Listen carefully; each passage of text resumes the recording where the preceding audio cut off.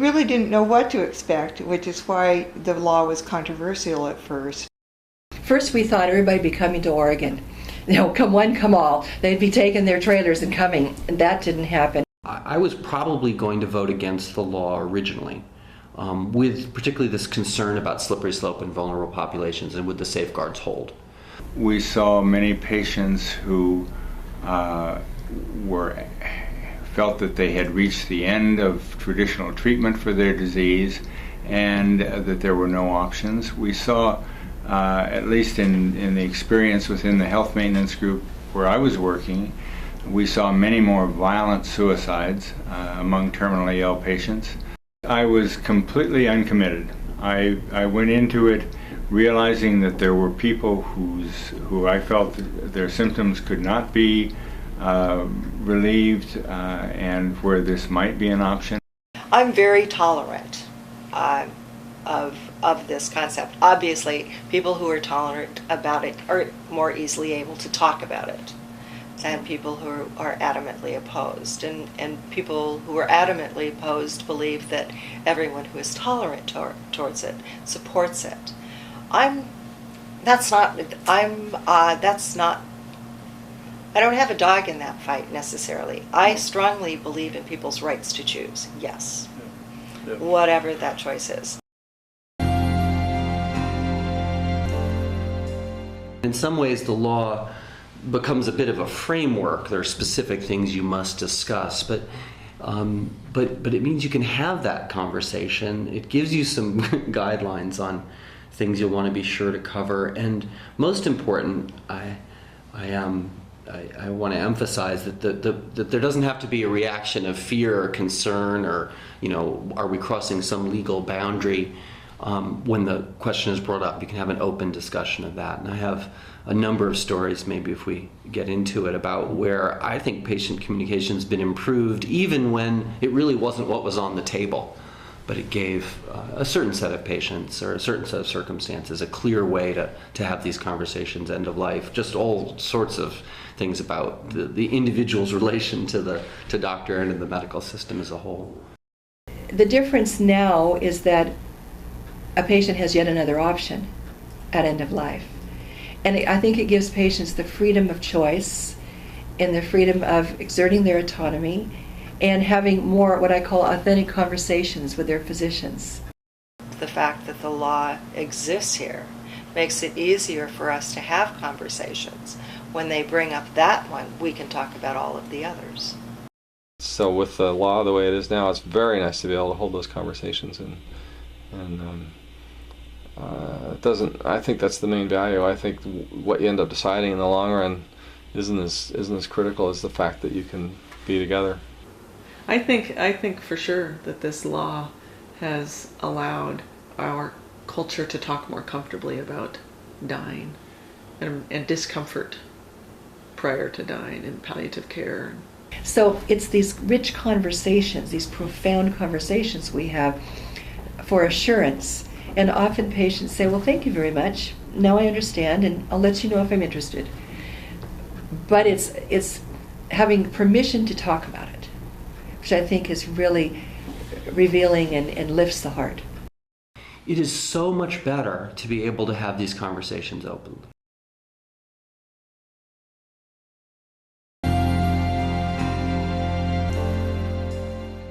Critics would think that there's going to be a huge rush of people that'll be looking to get a prescription. Can you give any reason why they didn't here in Oregon? Well, I can't imagine why they would anywhere. Because it just turns out people don't want to die, and the people that do are in a very, very special circumstance that none of us have ever been to. And it was predicted that thousands would use it every year. We were the only organization who was accurate. We didn't think that it would be very many. So it's not like people want to die. I think I'm less surprised than others because, again, when you work with patients, when you're with folks at the bedside, if you will, in a terminal illness, the human desire for life, that drive, is very, very strong. I think you have the number that you mentioned, over 300, have used the law the way it was written to be used, but many, many more hundreds, if not thousands, of Oregonians have gotten peace of mind because they know that they have the law if they need it. And I think that's just as important as the people who actually ended up using the law. I feel very strongly that our experience was so positive, and that my mother's death, and I never would have imagined that I would say this, but my mother's death was an incredibly loving, peaceful experience. It brought my family together, for sure, very close, my siblings and I, and it made us feel very close to my mother, that we could do this and support her in this way. And I often say that we were given a gift that day.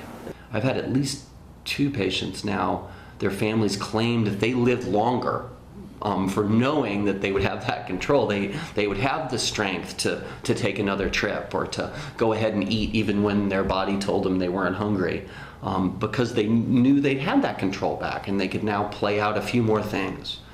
Yeah. So I'm convinced it's been a great help.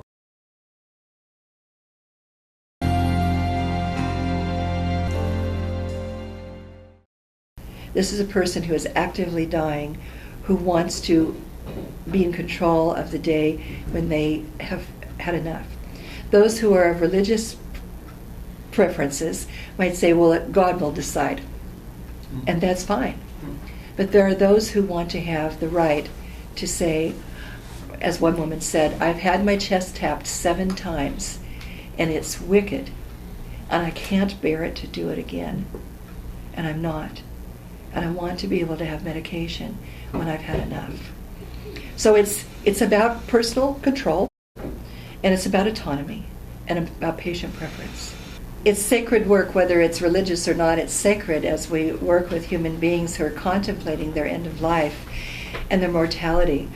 Well, I think many of the problems that were foreseen have not happened. The idea that people would come from outside of Oregon to access the law, the idea that these would be vulnerable and disenfranchised people who would make the choices, that it would be because they could not get good treatment for their pain or their symptoms. Those haven't been true.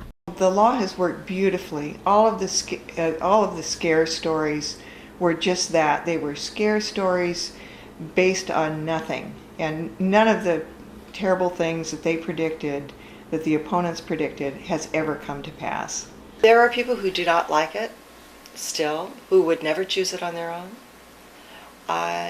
Even those who were most vocal on some of these things, I think they're far more tolerant now. I mean, we have the experience. The sky didn't fall. I feel extremely privileged to be practicing medicine in a jurisdiction where this is available. And I'm really impressed at how people have changed here during the time that it's been around. To whoever, it doesn't mean that everybody here suddenly believes in writing prescriptions, but the openness, everybody appreciates the communication, and everybody participates in that. The conversations I get in with hospice workers who were terrified that once how hard this was going to be to cope with before it came in, and now it's just a big relief for all of us. Especially with your wonderful healthcare system in Australia, this is just a very, very positive addition to your healthcare options for people at the end of life. It's a compassionate measure that will help a lot of people, whether or not they actually use it. Just will help them have peace of mind at the end of their lives, that they have control and they have dignity and they have the respect of your state to make their own decisions about their end of life.